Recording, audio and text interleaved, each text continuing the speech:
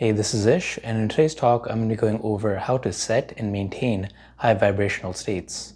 So I had a viewer who asked a question about how to maintain their high vibration state. So the example given is that they would go to very positive and uplifting environments, and they'll notice their mood go up.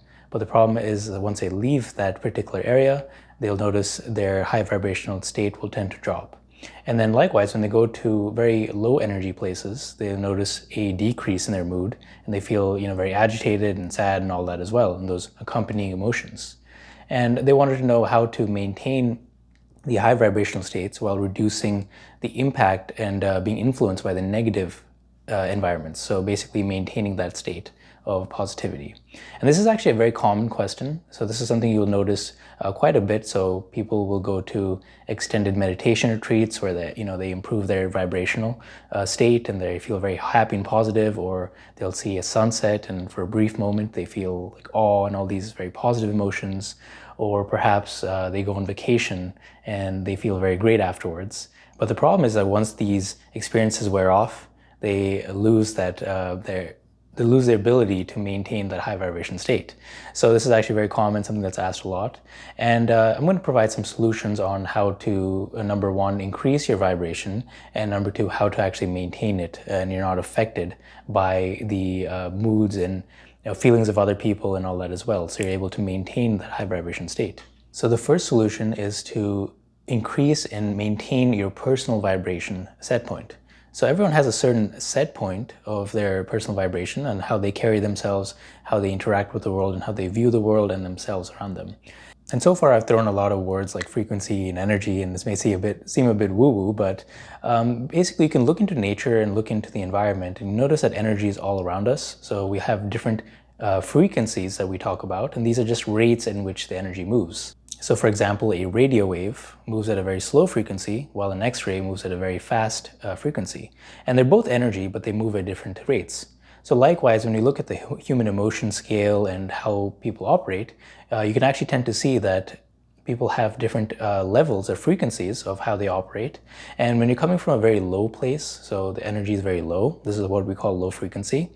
This is where the energy feels very dense, everything seems very serious and like real, and there's always a struggle and craving associated with it. And likewise, as you improve your overall being and your personal vibration, things will tend to feel a bit lighter because energy is moving faster. And this is where you'll have access to more positive states, everything feels very light, and life seems to go on with ease rather than struggle, which is characteristics of the lower states. And this is not a new concept or anything, so a lot of different spiritual disciplines and traditions and perspectives talk about this. So for example, if you look into yoga, we have the three energies, such as tamas, which is a very heavy energy. Then you have rajas, which is the energetic, uplifting kind of energy. And then you have sattvic energy, which is very light and clairvoyant. And likewise, there's other models of understanding this. You have David Hawkins' scale of energy. And then one model I really like is Frederick Dodson's levels of energy scale. So he has a book out called Levels of Energy, where he describes a system, and the system of human emotions. And he divides this up into different categories. So you have like lower energies, middle energies, and then high energies. And then within that, he assigns different emotions and feelings as a certain number. So you'll notice that if you're within a certain vicinity of these particular numbers, you will have different viewpoints compared to someone else. So you're experiencing reality completely different. So where am I going with this? So if you can understand the scale of emotions and where you're currently at, then you can start to see in a very practical way what you can improve on and what you can do to improve your personal vibration by understanding where you're at and where you need to be. So for example, if you're constantly experiencing anger, this would be a level 160 emotion according to this model. And because you're in a level 160 place of being, you're able to access the levels of 190 very easily, and 190 is pride, or you'll probably experience a craving a lot easier because that's 120. But it'll be very hard for you to experience joy, which is level 475. So you can see that the difference between 170 and 190 is a lot different from 400s, right? So it's a completely different level, which is like it may seem out of reach. So you might see this quite often, practically speaking, if you see these like prison shows like 60 Days In, where a lot of people in prison are experiencing a lot of low vibration behaviors. So it's very common for people to experience like anger and superiority over other people, and trying to be the best, or having different cravings, or even boredom, which is level 200, because they're operating from the high like 100s, right? So these natural behaviors will be very easy for them to access.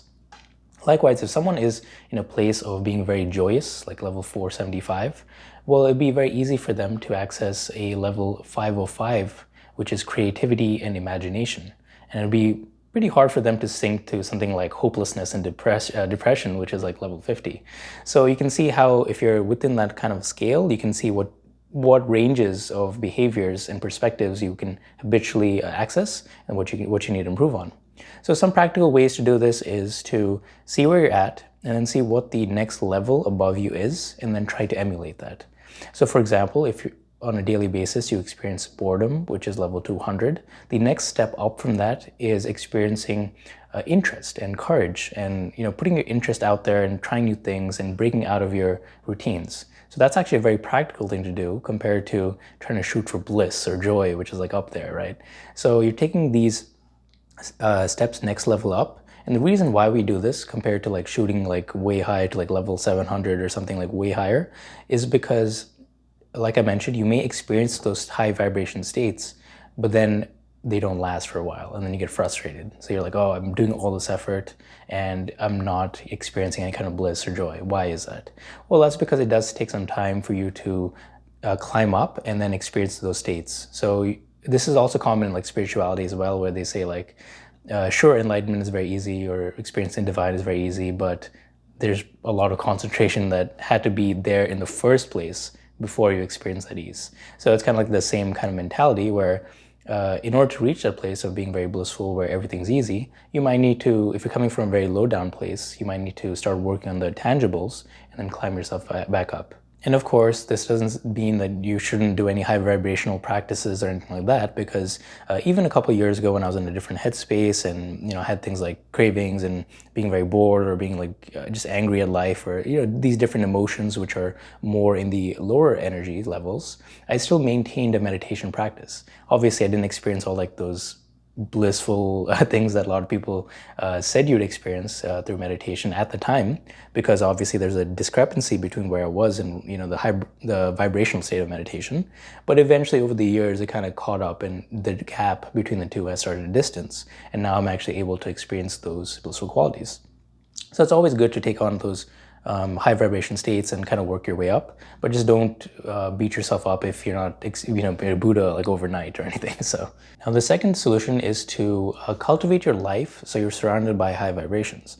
So what does that mean? Well, this means that there are different choices you can make to make your surroundings more uplifting. So if you're in a room and it has like super like bright LED lights, you can probably replace it with a softer light, and that'll improve the vibration of the lights in the room.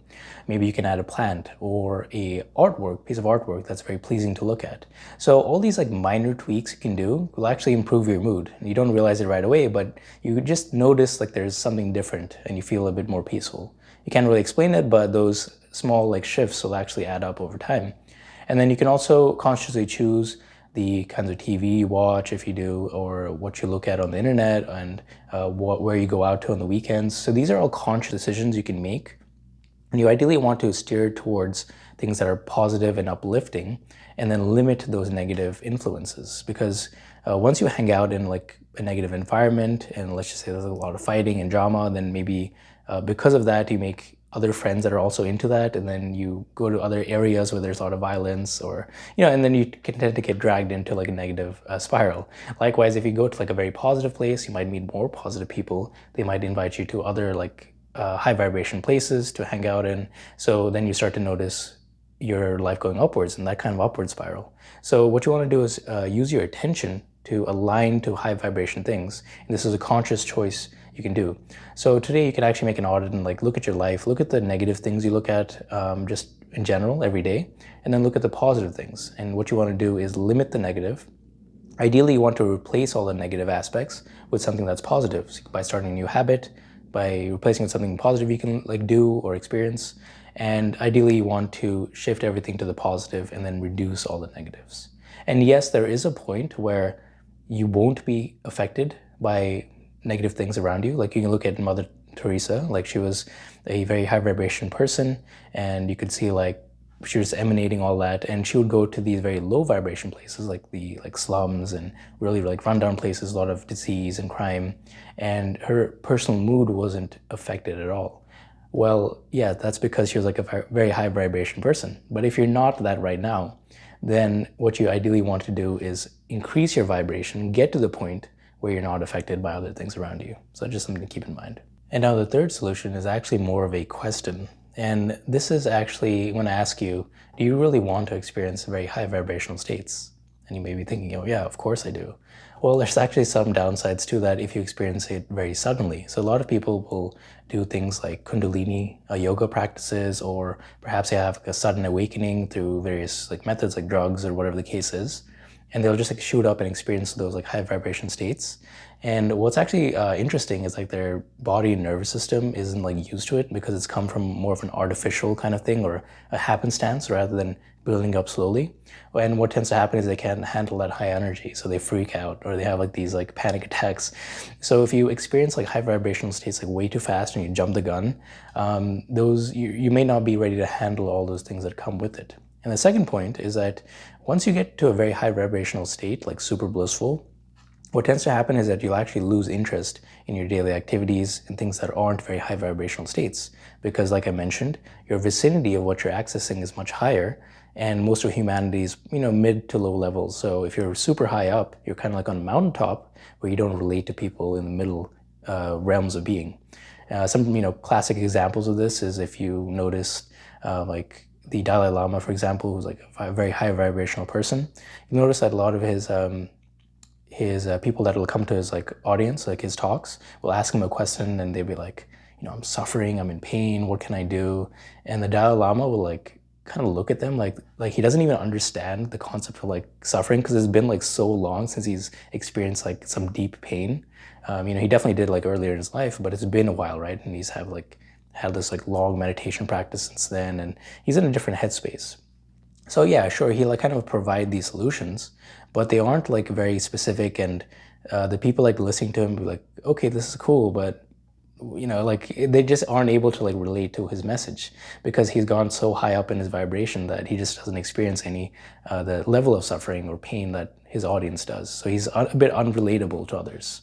And likewise, if you're like super blissful from like a meditation retreat or for whatever reason your positive vibration is super high, you probably have no interest to work on your business or like you just do some menial tasks like do your taxes. Because why would you care? It's like work, right? And it's like not joyous and like liberating work. It's more like just day-to-day mundane activities.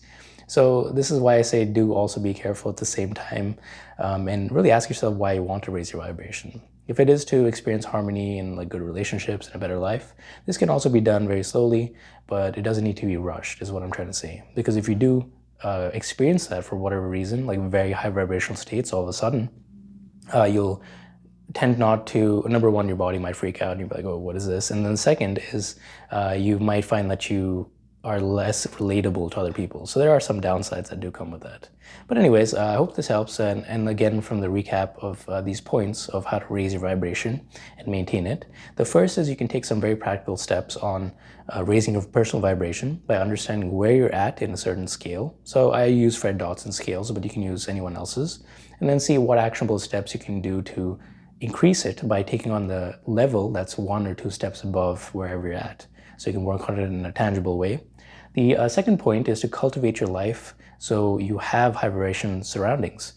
Because once you're at a point where you're super high vibrations and you aren't affected by things, that's great. So until you're at that point, work on improving your state, and then from there you can start to switch over. And then the last thing would be to take your time and work an easy way to raise your vibration over time. You never want to rush the process or short circuit the process by like doing drugs or any other methods of raising your vibration super high, because inevitably there's going to be a crash and you're also not going to be able to maintain that over time. And also you might find that your body and nervous system is not ready for that just yet. So if you go through a process where you're gradually learning and growing at a slower rate, you're able to handle the the consequences of having higher vibrations too, and something that you can assimilate in your being. So I hope this helps, and let me know if you have any suggestions for future talks. Thanks.